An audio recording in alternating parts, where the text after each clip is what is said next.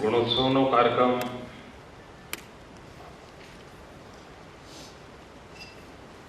સમગ્ર દેશમાં એક અભ્યાસનો વિષય બન્યો છે. અનેક રાજ્યો ઇવન્ટ પ્લાનિંગ કમિશન આ કયો ઇનિશિયેટિવ છે, આમાં શું પરિણામો આવી રહ્યા છે, એને ખૂબ જિજ્ઞાસાપૂર્વક જાણવા માટેનો પ્રયાસ કરતા હોય છે. સામાન્ય રીતે વહીવટી તંત્રના કામમાં નીતિ નિર્ધારણ કરવો, બજેટ ફાળવવું, બજેટ અનુસાર એનું અમલીકરણ કરવું, એ બધાથી આપણે પરિચિત છીએ. અને ઘણું કરીને આપણું ધ્યાન આઉટપુટ પર હોય છે. શાળાના ઓરડા બનાવવાના બન્યા તો મારું શિક્ષણનું કામ થયું. શિક્ષકોની ભરતી કરી તમારું શિક્ષણનું કામ થયું. પાણીના કનેક્શન આપવા તો આપ્યા, અમારું શિક્ષણનું કામ થયું. અને આમ જોઈએ તો એ કામ કોઈ પણ સરકારના જમા પાસા ગણી શકાય. પરંતુ જો ત્યાં જ અટકીએ તો હું માનું છું કે સમાજની સેવા નહીં થાય. ઘણીવાર કેટલીક અવરોધક પરિબળો હોય ત્યારે થોડી શક્તિ લગાવવી પડતી હોય છે. સામાન્ય સંજોગોમાં બધું ચાલતું હોય ત્યારે કઈ અગવડ ના હોય, પરંતુ હવે દાખલા કે આપણી એસટી બસ જતી હોય, હવે પેસેન્જર કઈ ટિકિટ એસટી બસને ધક્કા મારવા માટે નથી લેતો, પણ ત્યાં ખોટકાણી હોય તો બધા ઉતરીને ધક્કો મારે અને એના કઈ બિલ પણ ના મૂકે કે ભાઈ અડધો કલાક મહેનત કરી તો દિવસના વેતન પ્રમાણે મને અડધા કલાકનું આટલું થાય, એવું ના કરે. બધાને ખબર છે કે આપણે જવાનું છે આગળ, એટલે બધા કઈ ને કઈ ટેકો કરીને એક વાર બસને લાવી દે, પછી ડ્રાઈવર સંભાળી લે, પછી વાંધો ના આવે, પછી ડ્રાઈવર તમને ઠેકાણે પહોંચાડે પણ ખરા. એટલે ગુણોત્સવ પછી શિક્ષણ વિભાગ બધું આગળ લઈ જશે એવો આપણને પૂરો ભરોસો છે. પણ જેમ શાળા પ્રવેશોત્સવના એક અભિયાનને કારણે, કન્યા કેળવણી રથયાત્રાને કારણે આ જે બ્લોકેજ હતો એમાંથી આપણે આખી વ્યવસ્થાને બહાર લઈ ગયા. આમ 2%, 5%, 10% સુધારો થાય તો આપણને લાગતું હતું વાહ સરસ, ગયા વખતે કરતા આ વખતે સારું થયું. પણ જો એ જ ક્રમમાં ચાલીએ તો 21મી સદી એમને પૂરી થઈ જાય અને વિશ્વ ક્યાંય આગળ નીકળી જાય અને આપણી આવનારી 4 પેઢીઓ ત્યાંની ત્યાં રહી જાય તો આપણને પાલવે નહીં. અને તેથી જો સમાજ જીવનના ભવિષ્યનો વિચાર કરવો હોય તો પાયાની કેટલીક બાબતો છે જેમાં આપણે વધારે શક્તિ લગાવવી પડે. અને તેથી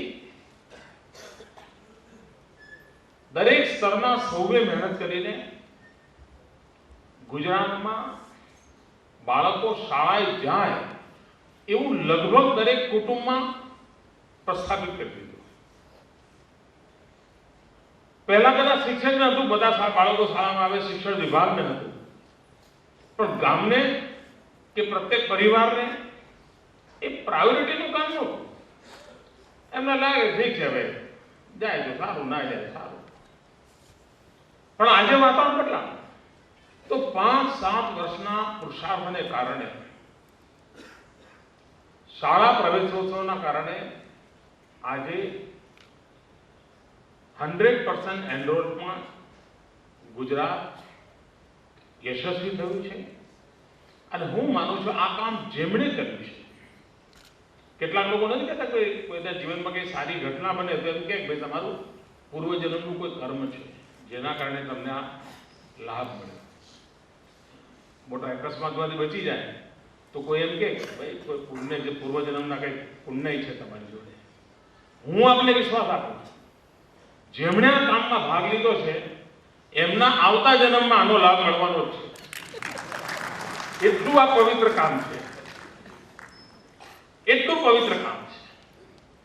અને એ સરકારી તંત્ર વ્યવસ્થા ચોખટ એની સાથે જોડાયેલું જ નથી. આ એક સામાજિક જવાબદારીનું કામ છે. અને શાસનમાં છીએ એટલે કે સમાજથી જુદા નથી. આપણે વહીવટી તંત્રમાં છીએ એટલે કોઈ અલગ ચેમ્બર અલગ ચોકો એવું નથી. આપણે પણ સમાજનો હિસ્સો છીએ. અને આપણે આ વ્યવસ્થામાં હોવાના કારણે કદાચ આપણે વધારે કોન્ટ્રીબ્યુટ કરી શકીએ. સંભવ છે કે એની પરિણામ પણ સારું મળી શકે કે આપણે એની નાની નાની નટબોલ્ટને જાણતા હોઈએ છીએ. અને એ અર્થમાં આ ટીમ જ્યારે યોગદાન આપે ત્યારે સામાન્ય સમાજ દ્વારા મળતા યોગદાન કરતા વધારે પરિણામકારક બનતું હોય છે. અને આપણને અનુભવ શાળા પ્રવેશની અંદર આપણે આવ્યો છે. ગુણોત્સવ તમે આખી શિક્ષણની વ્યવસ્થા જુઓ. મને ખબર નથી પહેલા શું ચાલતું હશે, મેં કેટલું બારીકીથી મેં જોયું પણ નથી અને મારો કોઈ ભૂતકાળમાં એવો અભ્યાસ પણ નથી રહ્યો. પણ મારી મોટી મોટી સમજ એમ કહે છે કે વિદ્યાર્થીઓ પરીક્ષા આપે એ એક જ પરીક્ષા હતી કદાચ, અને એમાં નપાસ થવાનું તો હતું જ નહીં, આગળ ચડાવવાનું જ હતું. અને શિક્ષકને પણ હતું જો અહીંયાથી વિદ્યાર્થીઓ આગળ નહીં જાય અને સંખ્યા પૂરી નહીં થાય મારી બદલી થઈ જશે અથવા હું ફાજલ થઈ જઈશ. એટલે એ પણ ઈચ્છે કે આ મારે 40નો આંકડો મેન્ટેન કરવો છે, એના માટે જે તરકીબ કરી હોય એ કરો. એટલે આવી જ એક વિચિત્ર પ્રકારના વિશેષ સર્કલમાં આખું આ માળખું ચાલ્યા કરતું હતું. બહુ ઓછા શિક્ષકો હતા કે બહુ ઓછા કેળવણી નિરીક્ષકો હશે કે જેમના મનમાં એમાં તો જ્ઞાન આવે હા એક મોટું કામ છે મારે કરવાનું છે. વહીવટી વ્યવસ્થાઓ સિવાય પણ મોટું કામ છે અને ત્યાં સારા પરિણામ પણ મળ્યા હતા. જો પ્રાથમિક શિક્ષણ અને આજે પણ 80% જેટલા બાળકો પ્રાથમિક શિક્ષણમાં આ સરકારી શાળાઓમાં જ ભણે છે. મોટા શહેરોમાં કદાચ વાતાવરણ જુદું હશે, પરંતુ આજે પણ 80% બાળકોની જિંદગી એટલે આવતીકાલના ગુજરાતની 80% જવાબદારી આજની આપણી પ્રાથમિક શાળાઓ પર છે. અને સમય બહુ ઝડપી નથી જતો. જે આજે બાળક છે 10 વર્ષમાં તો એક મોટી જવાબદારી વાળું બનવાનું છે. ક્યાંક ને ક્યાંક વ્યવસ્થામાં રોલ પ્લે કરતું હશે. એનો અર્થ કે એને આ ઉંમર એવી છે કે ઉંમરમાં જો એને ચિંતા કરીએ આપણે તો આપણે ખૂબ મોટી સમાજની સેવા કરી શકીએ. અને એમાંથી વિચાર આવ્યો ભાઈ આટલા બધા શિક્ષકો હોય, આટલું બધું માળખું હોય, આટલું બધું બજેટ હોય, પરંતુ લોટ પાણી લાકડા બધું જ હોય પણ જો લાડવા તૈયાર ના થતા હોય તમારે તો ભૂખે જ મરવાનું થાય. બધી જ વ્યવસ્થા હોય પણ જો પરિણામ ના મળે તો શું? અને જ્યારે ગુણોત્સવની કલ્પના આવી અને જ્યારે જોયું, અને પહેલા વખતે આપણે બહુ લિબરલ હતા, ખૂબ લિબરલ હતા. એમને કહ્યું હતું તમે જરાય ગભરાશો નહીં, અમે કોઈ તમારું પરીક્ષણ કરવા નથી આવતા. એમને પણ કોન્ફિડન્સ લેવલ બિલ્ડઅપ કરવા માટે મહેનત કરવી પડી હતી. અને ધીરે ધીરે એમને પણ લાગ્યું નહીં તો એમને એટલો બધો ડર હતો કે આટલા બધા વર્ષો પહેલી વાર પેલા CRC BRC આવે એમને તો બધું ગોઠવાઈ ગયું એટલે એમાં કંઈ વાંધો ના આવે. પણ આ છે ગાંધીનગરથી આવે કે જિલ્લા હેડક્વાર્ટરથી આવે તેને ટેન્શન હતું. એ ટેન્શનને કારણે વાતાવરણ બગડે નહીં અને એ નિરાશ નહીં થાય અને એને ડિફેન્સિવ મેન્ટાલિટી જો બની જાય તો કેટલું બધું નુકસાન થઈ જાય. આ ચિંતામાં આપણે પહેલા વર્ષે એને મનોવૈજ્ઞાનિક રીતે તૈયાર કરવાની કોશિશ કરી હતી. પણ કેટલાક લોકોને એક સારી એમાંથી પોઝિટિવ અસર પણ થઈ છે. બીજા વખતે આપણે ગયા યુનિસેફના લોકોએ આપણા પ્રયત્નનું મૂલ્યાંકન પણ કર્યું અને એમાં આપણને જોવા મળ્યું કે એક સુખદ પરિણામ મળ્યા. ઘણું કરીને શિક્ષકોમાં ગુણોત્સવના કાર્યક્રમે એક ખૂબ મોટું જવાબદારીનું ભાન કર્યું. એમના મનમાં એક સેન્સ ઓફ રિસ્પોન્સિબિલિટી આવી. એટ ધ સેમ ટાઈમ પહેલી વાર જે કામ કરનારો શિક્ષક હતો એને એમ લાગ્યું કે ચલો હું આ મહેનત કરું છું, કોકે તો જોયું. નહીં તો એને બિચારાને એમ જ હતું કે કોઈ જોતું જ નથી. ગામમાં સરપંચ કે ગામના લોકો કોઈ શિક્ષકને કોઈ વખાણતા હતા, કારણ કે ગામના લોકોને ખબર જ ના હોય કે એમના ગામના 40 છોકરાની જિંદગી એક શિક્ષક તપસ્યા કરીને બદલી રહ્યો છે, ખબર જ ના હોય. એટલે એકલો અટૂળો પડતો હતો. ગુણોત્સવની મોટામાં મોટી અસર જે થઈ છે એ 7 અર્થમાં સારું કામ કરતા શિક્ષકોને રેકગ્નાઇઝ કરવા માટેનો મોટો અવસર ઉભો થયો છે. અને એને આવા સંખ્યા 10% હોય, 15% હોય, 25% હોય, અને મનુષ્ય માત્રનો સ્વભાવ છે. કોઈ પણ વ્યક્તિ હોય, અહીં બેઠેલા ઉપર હશે કે અહીંયા હશે, દરેક માણસના મનમાં ભલે મોટા માન મર્તબા મળતા કે ન મળે, પણ જેને એ ઓળખે છે એ એને રેકગ્નાઇઝ કરે તો એને કામ કરવા માટે અનેક ઘણી તાકાત મળે. તમે સરસ મજાના કપડાં પહેર્યા હોય અને તમારું નાનું તાબરું પણ કે પપ્પા સરસ લાગે છે, બસ તમારે સમજવાનું તમારો દિવસ સરસ જાય. દરેકનો સ્વભાવ છે, મનોવૈજ્ઞાનિક અસર છે. એમાં શિક્ષકોને જયારે ખબર પડે કે ભાઈ રાજ્ય કક્ષાએ મારી નોંધ લેવાની છે, મેં સારું કર્યું છે, ગુણોત્સવનો સૌથી મોટો લાભ આ થયો છે. બીજો ગુણોત્સવનો સૌથી મોટો લાભ થયો છે કે જેમને માટે શિક્ષક બનવું એ માત્ર એક સરકારી વ્યવસ્થામાં પગ મૂકવાનો જ કાર્યક્રમ હતો. બાકી આખો સમય ક્યાંક બિલ્ડિંગ કોન્ટ્રાક્ટનું કામ કરતા હોય, ક્યાંક રોડનું કામ કરતા હોય, ક્યાંક સીસી રોડ બનાવતા હોય, ક્યાંક ખેતીનું કામ કરતા હોય, ક્યાંક પ્રોક્સીમાં ટીચર મોકલતા હોય. તમને આશ્ચર્ય થશે મિત્રો, આ સ્થિતિ છે.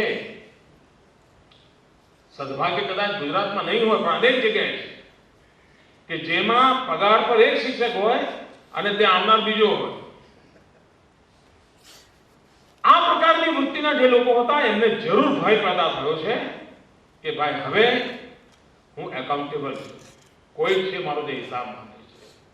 અને ત્રીજી વસ્તુ કે જે વજરાણાના લોકો હતા કે જેમને કોઈ પૂછે તો કરી લે, ના પૂછે ચાલી જાય. એમને લાગે કે નહીં હવે કરવું જોઈએ, બહુ દિવસ થયો. મને આ છું, એક ગામમાં ગયો હતો જ્યારે ગુણોત્સવ માટે, તો પછી પાછળથી શિક્ષકો જોડે બેઠો હતો. તો એક ટીચર, આમ તો પતિ પત્ની બંને ત્યાં નોકરી કરતા હતા એક જ શાળામાં, અને લગભગ 11 વર્ષથી લોકો ત્યાં હતા. એમાં એક જે શિક્ષિકા બહેન હતા એકદમ રડી પડ્યા. હવે પહેલું જ વર્ષ હતું ગુણોત્સવનું. મને થયું કે મેં કંઈક કોઈને કહ્યું છે, શું છે આ રડવાનું કે કારણ? થપ્પો તો મારા મોઢેથી કંઈક તો થયું નથી. એટલે બે વિચાર કરતો રહ્યો કે હું જે 4-5 કલાક અહીંયા હતો એ દરમિયાન એવું કંઈ થયું તો નથી કે જેના કારણે આ બહેન બિચારી દુઃખી છે. જરા એમને શાંત પાડ્યા પછી મેં પૂછ્યું કે શું હતું, કેમ રડ્યા? એને જે જવાબ આપ્યો, આ વાત કદાચ મેં અગાઉ પણ કરી છે, એ બહુ જ અપીલિંગ હતો. એણે કહ્યું, સાહેબ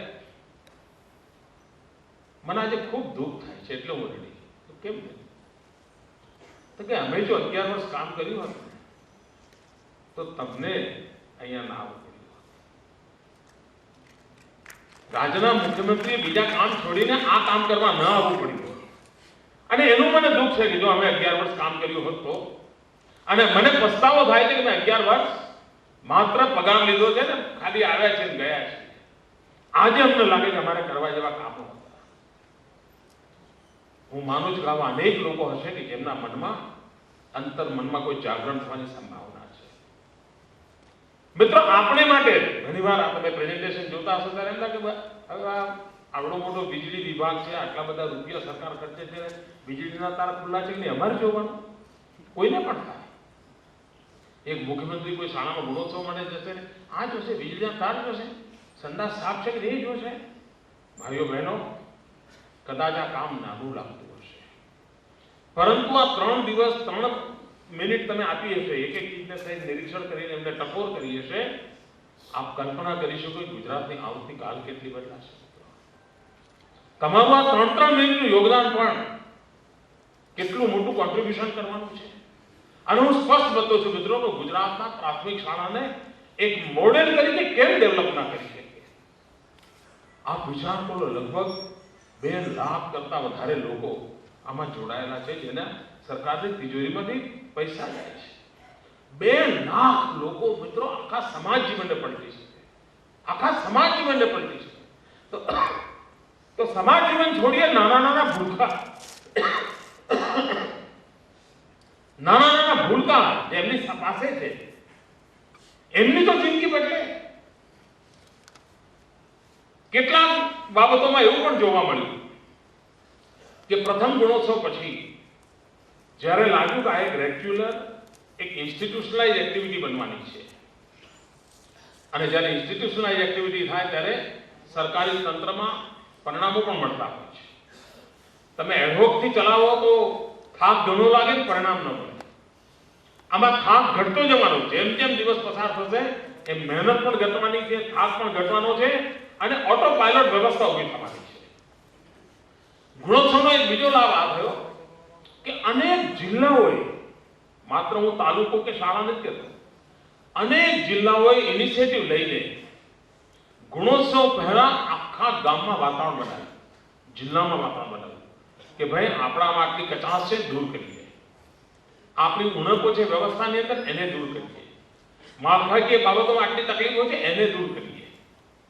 અને એના કારણે અનેક જગ્યાએ એમણે જે સ્વમૂલ્યાંકન કર્યું હોય અને એક્ટિવ ગુણોત્સવ થયો હોય, એ બંને વચ્ચે એમણે એટલી મહેનત કરી હોય છે કે આપણા પણ ધ્યાનમાં આવે કે આટલું મોટું મિરેકલ કર્યો એમણે 30-40 દિવસની અંદર, અને કરતા હોય છે. અનેક લોકો એવા છે જેમને વેકેશનમાં બાળકોને બોલાવીને પોતાની આ ઉણપો સુધારીને મહેનત કરાવી છે.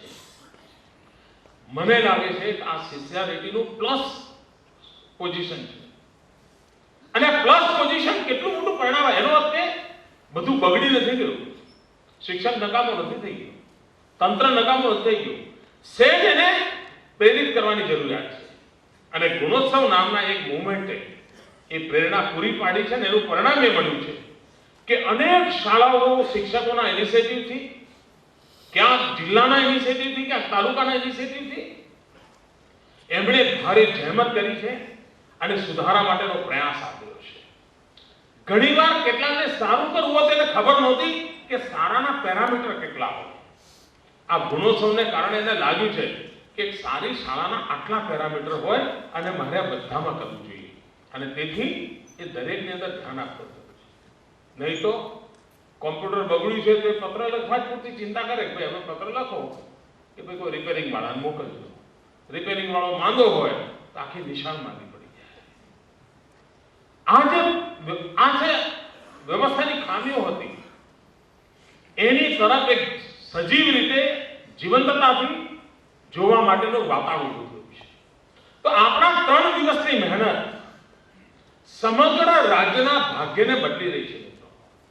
તમે અહીંયા અનેક ઉત્તમ નિર્ણયોની ફાઇલો પર સહીઓ કરી હશે. તમે અનેક મહત્વના નિર્ણયોની નોટ બનાવીને ફાઇલને જન્મ આપ્યો છે. એવા લોકો અહીંયા બેઠા છે, અને કદાચ તમારા એક નોટના કારણે સમાજ જીવનમાં મોટો બદલાવ થયો છે. અને 25 વર્ષ રિટાયર થયા પછી પણ તમે વિચાર કરશો, કોઈ સારી જગ્યાએ જોશો, તમે કહેશો કે આ ફાઇલ હું જ્યારે હતો અને મારા ટેબલ પરથી શરૂ થઈ હતી અને એમાંથી આ પરિણામ મળ્યું હતું અને આવું થયું હતું. મિત્રો, આ ગુણોત્સવથી તમારા જીવનની અંદર એક પોઝિટિવ વ્યાસ કરવા માટેનું જીવનનો એક અનેરો લાભો બનવાનો છે, અને એ લાવવાથી આખા ગુજરાતની આવતીકાલ સુધારવાની છે. એના માટે આ મહેનત કરવાની છે. કેટલીક જગ્યાએ આ વખતે જે કહ્યું ને અસામાન્ય સુધારો જરા ચિંતા કરાવે છે. અને તેથી મારી આપ સૌને વિનંતી છે કે આપ જ્યાં જવાના છો ત્યાં તમને જે અસામાન્ય લાગે એને જરા ઝીણવટથી જોજો. અને હું એવા મતનો છું કે ત્રીજા ગુણોત્સવ પછી સ્વમૂલ્યાંકનમાં જેણે ગડબડ કરી હોય એના માટે પનિશમેન્ટની દિશામાં જવું જ જોઈએ. અહીંયા હમણાં વિભાગે તો કહ્યું કે આમાં પનિશમેન્ટ વગેરે નહીં કરીએ, પણ મને લાગે છે કારણ કે એમાં છેતરપિંડી છે. કોઈએ પ્રામાણિકપણે મૂલ્યાંકન કર્યું હશે, દેખાણું હશે કે ન આગળ વધી શક્યા, તો એને મદદ કરી શકાય, એને ભાગ લેવા માટે હિંમત આપી. પણ જે આપણે આંખમાં ધૂળ નાખવા માટે કે નહીં બધું અમારું સરસ થઈ ગયું છે, તો મિત્રો એ માણસ ક્યારેય સુધારશે નહીં. પોતે નહીં સુધરે, બાળકોની જિંદગી પણ નહીં સુધરે. અને એવી વ્યવસ્થા રાજ્ય સરકાર ન ચલાવે. આનું ઈચ્છું મિત્રો કે તમે આટલું યોગદાન જરૂર આપજો. એ જ રીતે તાલુકાની અંદર જો પરિવર્તન ના આવ્યા હોય તો તાલુકાના કેળવણી નિરીક્ષણો હોય, સીઆરસી બીઆરસી હોય, એમની પર જરૂર પગલાં લેવાની દિશામાં હવેથી આપણે વિચાર કરવો. શિક્ષકને આ વખતે કદાચ પગલાં ન લઈએ, એને હજુ તક આપીએ, પણ વ્યવસ્થાનું જે માળખું છે ત્યાં જો હવે સુધારો ન થતો હોય 3 વખતના ગુણોત્સવ પછી, તો હું સ્પષ્ટ સમજો છું કે વહીવટી તંત્રએ જરૂર આંખ લાલ કરવી જોઈએ અને એને એની સામે પગલાં લેવાય. મિત્રો, મારા મનમાં એક જ બાબત છે, ગુજરાતની આવતીકાલ. મારો કોઈ એજન્ડા નથી દોસ્તો, અને તમે હવે મને નિકટથી જોયો છે, અને મારે મનના ગુણોત્સવ એ અત્યંત પ્રિય અને મહત્વનો કાર્યક્રમ છે. કારણ મને ખાતરી છે કે આના કારણે આપણે ગુજરાતના પાયામાં એક એવી વ્યવસ્થા વિકસાવી દઈશું મહેનત કરીને કે જેને કારણે સહજ રીતે પરિણામ મળવાનું છે. અને એ દિશામાં આપણો પ્રયાસ સાર્થક નીકળશે. મિત્રો, સમાજ જીવનની અંદર ઘણીવાર હું હમણાં મને એક ચોપડી ભેટ આપી, તેમાં જરા હું પાના ખેડૂત એક સરસ વાક્ય મેં વાંચ્યું કે આમ પવન તેજ ગતિથી ચાલતો હોય તો એક વર્ગ એવો હોય કે નિરાશ થઈ જાય, બીજો એવો હોય આશાવાદી કે પવન ઓછો થાય ની રાહ જોઈએ, પણ ત્રીજો એક નાનકડો વર્ગ એવો હોય છે કે જ્યારે પવન ખૂબ હોય ત્યારે એ પોતાના સઢને ફેરવવાની તૈયારી કરતો હોય છે. અને મારો મત એવો છે મિત્રો કે નેતૃત્વના ગુણ એમાં હોય છે કે જે પવન ગમે તેટલો સુસવાટા મારતો હોય પણ એને સડ બાંધતા આવડવું જોઈએ. મિત્રો, સડ બાંધીને દિશાની સામે લઈ જવાની, પવનનો ઉપયોગ કરી લેવાની એનામાં તાકાત. આપણે એવા બધા લોકો છે કે જે રાહ જોઈ ન બેસે કે આ બધું ક્યારે ઠીક થશે ત્યારે ચલો પીઠ થાપડી દઈશું. ના, આપણે એમ આશામાં ન બેસી શકીએ, બધું બગડી ગયું છે એવી નિરાશામાં પણ નહીં જીવી શકીએ. અરે જે હશે તે આ સ્થિતિને બદલવી અમારું લક્ષ્યાંક છે, અને એના માટે અમે ગુણોત્સવનું સડ બાંધી દઈશું, અમે સ્થિતિ બદલીશું. અને આ જો આપણી સંકલ્પ શક્તિ હોય તો પરિણામ લાવી શકાય છે. અને મિત્રો, આ રાજ્ય પુરવાર કર્યું છે, આ રાજ્ય પુરવાર કર્યું છે. ભયંકર ભૂકંપમાંથી ગુજરાત જે રીતે બહાર આવ્યું, કોણે લાવ્યું ભાઈ? કોઈ દુનિયાના દેશના લોકો આવીને અહીંયા જેટ મારતા ગુજરાત ઊંચી કરવા માટે? આ જ લોકો હતા ભાઈ. એમના જ કારણે આ બધી સ્થિતિ બદલાની. કોઈ કલ્પના કરી શકે છે કે ખેતીવાડી ક્ષેત્રમાં ગુજરાતનું નામો નિશાન હોય? કોઈ પૂછતું નહોતું મિત્રો. ગંગા યમુનાનો પ્રદેશ હોય કે કૃષ્ણા ગોદાવરીના પ્રદેશો હોય કે પંજાબ હરિયાણાનો પટ્ટો હોય, એના સિવાય એગ્રીકલ્ચરના નામ ક્યાં હતું મિત્રો? ધોમ ધક્કા તાપની અંદર આ સરકારના મિત્રો અમારા કૃષિ મહોત્સવ કરવા ગામડામાં ધૂળ ખાતા હતા, ખેતરોમાં ફર્યા, અને એને કેવો રંગ લાવ્યો. દેશ 3% એગ્રીકલ્ચર ગ્રોથ નથી કરી શકતો, ગુજરાત 10% વટાવી ગયું મિત્રો. આખો દસકો આ પુરુષાર્થ કોનો? આપનો બધા. કેવા પરિણામ આવે છે તમે જોઈ શકો છો. અને એક નક્કી કરેલું કામ હોય ને પરિણામ લાવવા માંગીએ, પરિણામ મળતું હોય છે.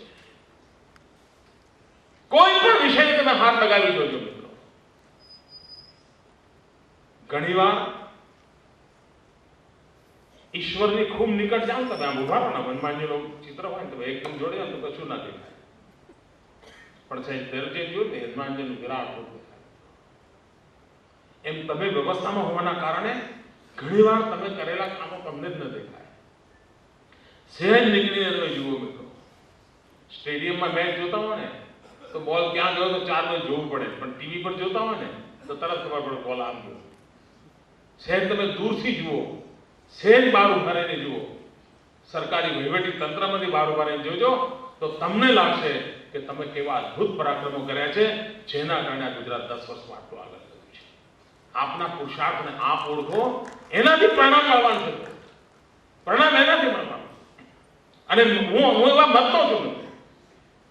આજે શાળા પ્રવેશોત્સવ 100% થાય છે, એ શિક્ષકો મહેનત કરી રહ્યા છે. એ શિક્ષણ વિભાગ આ વાતને આગળ ધપાવી રહ્યો છે, એના કારણે થાય છે. પણ ક્વોલિટી એજ્યુકેશન એક આખી સ્પર્ધાનો યુગ છે મિત્રો. અને સ્પર્ધાના યુગના પાયામાં જ્ઞાન, બુદ્ધિ, ટેલેન્ટ, ચાતુર્ય, સામર્થ્ય, આ બધા ગુણો કામ કરવાના છે. ધનની શક્તિ બહુ કામ નથી કરવાની, એ તો બાય પ્રોડક્ટ હશે. મૂળ પાયાની મુદ્દા આ છે. અને એની ગળથુથી બંધાય છે પ્રાથમિક શાળામાં. એ પ્રાથમિક શાળાની અંદર આખા વાતાવરણ બનાવવા માટેની આપણી આ મથામણ છે. એટલે એક પવિત્ર કામ કરવાનો આપણને અવસર મળ્યો છે. આપણા કોઈ સાથી મિત્રો ઉત્સાહી હોય, જરૂર સાથે લઈ જઈએ મિત્રો. મેં જોયું ઘણે અનેક મિત્રો ગયે વખતે પોતાની મોટી દીકરી હોય, ગ્રેજ્યુએટ થતી હોય ભણવા માટે, એને ઈચ્છા વ્યક્ત કરી, અધિકારી પોતાની દીકરીને લઈને ગયા અને દીકરીએ રસપૂર્વક પોતાના પિતા સાથે એમાં કામ કર્યું. એવા અનેક લોકો મેં જોયા છે મિત્રો. આ એક અવસર એવો છે કે જે ગુજરાતની આવતીકાલ ઘડવા માટે છે. બીજી મારી એક વિનંતી છે કે આ કાર્યક્રમમાં આપણે સમયસર પહોંચીએ, નહીં તો પછી આપણા શબ્દનું કોઈ વજન નહીં પડે. શાળાનો સમય 10 વાગે હોય તો આપણે 10 વાગે ત્યાં હોવા જ જોઈએ. આજે કદાચ કેટલાક લોકો ભૂલથી સચિવાલય ગયા હશે, પછી અહીંયા આવ્યા હશે, એના કારણે મોડા પડવાની સંભાવના ખરી, પણ ત્યાં એવું ના થાય. આ તમારી વાત જ કરો.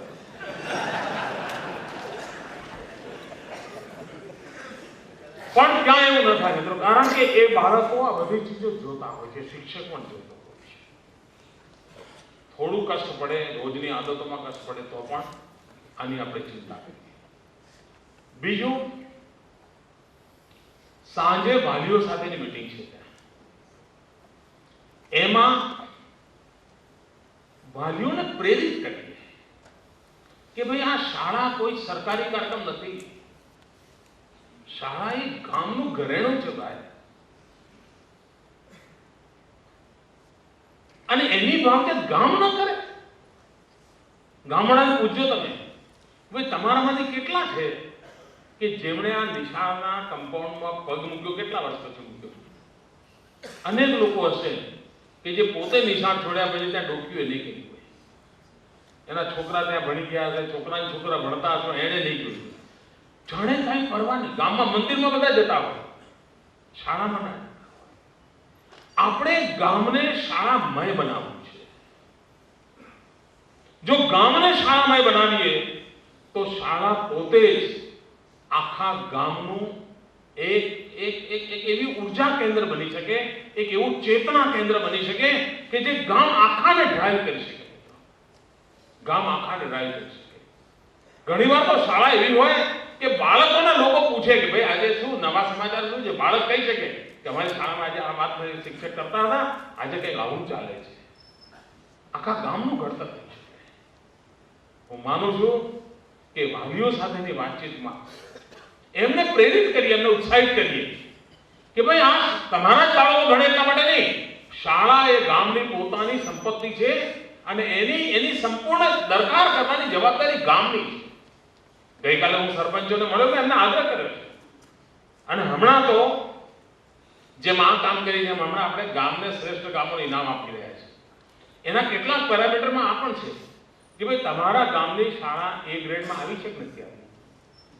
તમે ડીમાં હતા તો સીમાં ગયા કે નહીં ગયા, સીમાં હતા તો ડીમાં આવ્યા કે નહીં આવ્યા. ગામના પર પણ જવાબદારી મૂકી છે આપણે. અન્ય વિકાસના કામોની જોડે આ પેરામીટર રાખ્યો છે આપણે કે તમારા ગામની અંદર એ ગ્રેડની શાળા હશે, શાળાનું સ્તર હશે તો જ બાકી ચીજોના લાભ તમને મળવા માંડશે.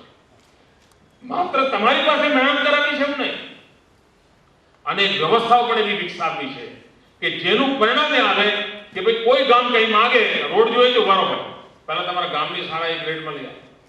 એ કામ સહેલાઈ છે, તમારા છોકરાઓને ભણાવો, અમે જરૂર તમને આપવા તૈયાર છે. તમે જોજો આપોઆપ ગામ જોડાવા માંડશે. એમને આવી પ્રોત્સાહક વ્યવસ્થાઓ આપણે વિચારીએ. પણ હું માનું છું કે આપણે આમાંથી ઘણું મેળવી શકીશું.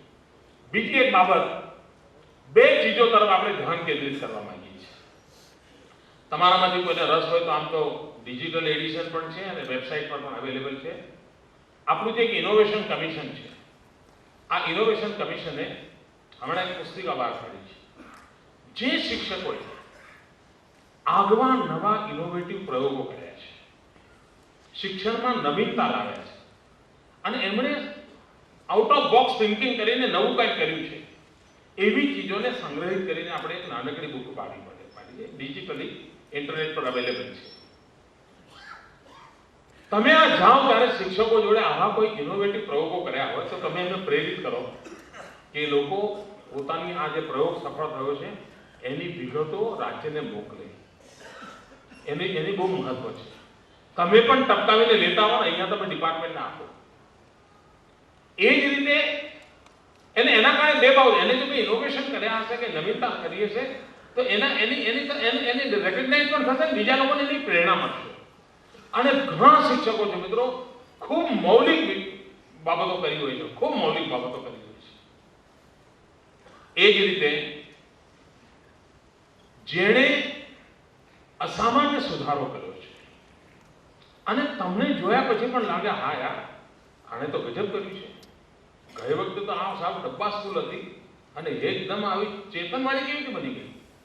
એનો અર્થ એ થયો કે એને વર્ષભર બહુ જ પ્લાન સાથે પ્રયોગો કર્યા હશે, નવા નવા નુસ્ખા કર્યા હશે, એના કારણે બન્યું છે. જ્યાં આવા સફળ સુધારા હોય એમાં કેવી રીતે આ સુધારો કર્યો એની નોંધ આપણે જરૂર અલગથી લખીને લાવીએ. એ જો આપણને મળશે, માનો કે આખા રાજ્યની અંદર 100 સ્કૂલો એવી નીકળે કે અસામાન્ય રીતે સક્સેસ મેળવી છે, તો એને જે ટ્રાય કરે નવા નુસ્ખા કર્યા છે ને એને આપણે કમ્પાઇલ કરીશું, આપણે બીજાને ગાઈડ કરીશું કે તમે આને આવું કર્યું, તમે આવું કરો, તમને થઈ જશે.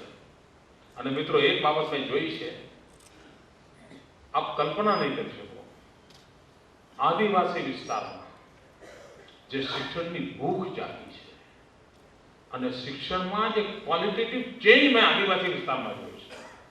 મિત્રો આ રાજ્ય કેટલું ભવિષ્યનું ઉજ્જવળ છે ને એનો મને એમાંથી સંકેત મળે છે. આપણને આશ્ચર્ય થાય, તમને બનાસકાંઠામાં આજે પણ અનેક લોકો અશિક્ષિત મળે. આદિવાસી વિસ્તારની અંદર દરેકના મનની અંદર એક ભૂખ જાગી છે શિક્ષણની, અને મારે મન પણ એ પ્રાથમિકતા છે. આમ આપણને ગૌરવ થાય. આ જો સ્થિતિ બધે બની શકતી હોય તો હું માનું છું મિત્રો આપણે એને સહેજ ધક્કો મારવાની જરૂર છે. આ ગુણોત્સવ એ દિશામાં એક મોટું પરિણામ આપશે. આપ સૌ મિત્રો આ વિષયથી જાણકાર છો. તમને પણ તમારા જીવનમાં તમારા બાળકના ભવિષ્યની સૌથી વધારે ચિંતા હશે. તમને કોઈ પૂછે કે પ્રમોશન અને બાળકના યશ બેમાં તમને શું જોઈએ છે, તો આમાંથી 100% કહેશે કે ભાઈ પહેલા મને મારા બાળકનો યશ જોઈએ. કારણ એને ખબર છે એની જિંદગી એમાં છે. જેટલું તમારા બાળકની જિંદગીનું મહાત્મય છે એમાં રાજ્યના બાળકોની જિંદગીનું મહાત્મય છે. અને આપણે એક ટ્રસ્ટી તરીકે અહીંયા બેઠા છીએ ત્યારે જેમ આપણા બાળકના ભાગ્યની આપણને ચિંતા હોય એમ આ રાજ્યના પ્રત્યેક બાળકની ચિંતા આપણને મનમાં એ હોય એવા ભાવથી જો આપણે કામે નીકળીશું મિત્રો, મને વિશ્વાસ છે કે 26 તારીખ આ કાર્ય પૂરું કરીને આવશો ત્યારે આપ એક નવી શક્તિ લઈને આવ્યા હશો, નવી ચેતના લઈને આવ્યા હશો, જીવનમાં એક નવો સંતોષ લઈને આવ્યા હશો. અને આપને પણ આપના મિત્ર કુટુંબીજનોમાં એ ચીજ વાગોળવાનું મન થતું હશે એવી પૂરી મારી શ્રદ્ધા છે. આપ સૌને ખૂબ ખૂબ શુભકામનાઓ પાઠવું છું કે આપનો પુરુષાર્થ, આપનો પ્રયત્ન, આપની મહેનત, આપનો દૃષ્ટિકોણ આ ગુજરાતની આવતીકાલ ઘડવા માટે એક વટવૃક્ષ બને એવું બીજ વાવવાનો અવસર બની રહેશે એવી એક અપેક્ષા સાથે જય જય ગરવી ગુજરાત.